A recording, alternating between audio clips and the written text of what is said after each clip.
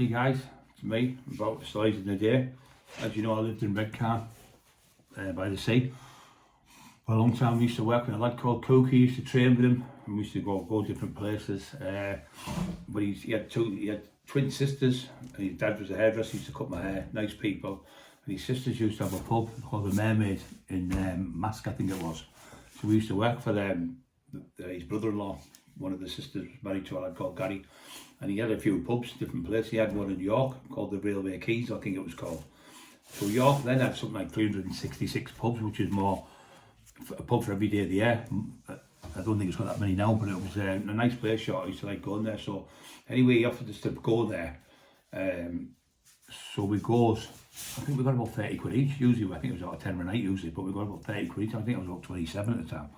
So Cookie was driving. I could drive, but didn't have a decent car. But he had a decent car then. So anyway, we goes to York. It's about 50 miles away. We get to York, and we got there and it's packed. And then I've seen all these blue, and it was a blue, green and red, white scarves. White with blue and green, I think it was, or yellow, blue and yellow, something like that. There were the Leeds fans. So what happened? They were in the playoffs. So they were all there in the playoffs, these Leeds fans anyway, and they've got through to the next stage. So they've got in the league where they've got up to the division. I don't know which division. So they were on the street, so it was a nightmare to get through them all and beating the car and getting through, and some were alright, some weren't. So we get towards the pub, and Gary's on the front. So what he's done is, we've been old buildings, he's up these big gates, big doors, sorry, and we've had to drive in. So he's drove the car in the back of the pub. So we've got in the pub, and we put our dicky balls on that and put our shirts on, because we had like just a tracksuit and that on. So we got changed and that, got ready, got smart up with our hair done and everything, come down.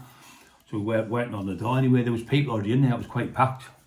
No, maybe about a couple hundred people. It's about 150 people in there. So, and he was a big, tall, skinny lad, about 6'6". I'm 6'3", so he was a lot taller than me. And he was like sat at the table and he was shouting and bawling and swearing and everything. So anyway, these are the ladies on the table and looking over. Like, "Do us a favour, mate. There's ladies here." And there's a few kids with them. No, they've took them out maybe 14, 12, 13, 14 year old. They weren't drinking. And I said, the kids here, what are you doing? Stop swearing. What are you going to fucking do? I said, "Yeah, mate, you'll go out that door in a minute if you don't shut up." So anyway, the other people with him said, "Calm down, the lad's only doing his job in the door." He said, "You've only been here 2 minutes, you're starting already."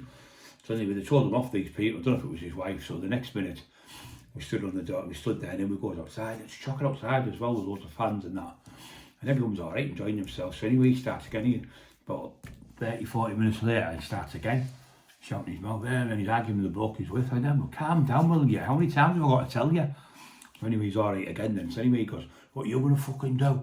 So he comes over and he throws this big daft windmill at me. I just moved out the way. Then he threw another one. I just went bang, left hook, hit him. But I caught him too hard. I tried to just catch him, like a tap type thing. Anyway, I hit him and he flew into the wall. His head hit the wall. I thought I broke his neck, and he just collapsed like a deck chair. Just completely gone. I thought, "Oh, fucking hell, I've killed him here. I killed this fucker. Fucking hell." Anyway, he's on the floor and then he's moving a bit and then he's unconscious.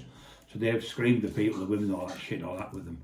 That's me, this, that, and the other, scouting, screaming, shouting. Anyway, the next minute, we've tried to get him up, but he's still knocked out. He's been knocked out for up to 2 or 3 minutes. Anyway, these two men went out the building and went on the corner.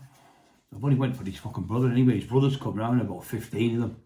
So we're on the front and I've sussed this out. So we're keeping an eye on him. Gary's come out, the lad's looking at the lad on the floor, trying to resuscitate, bring him back. He wasn't dead, he was like just knocked out and conscious, probably with a drink as well. So anyway, the next minute, he's coming around the corner, about 15 of them, all Leeds fans. And he's like, "Come on then, fucking me." And he takes his shirt off, got a really good physique, you know, like one who goes on stage bodybuilding. He's jumped about, but he's like about 10 feet away from me and his mates are with him.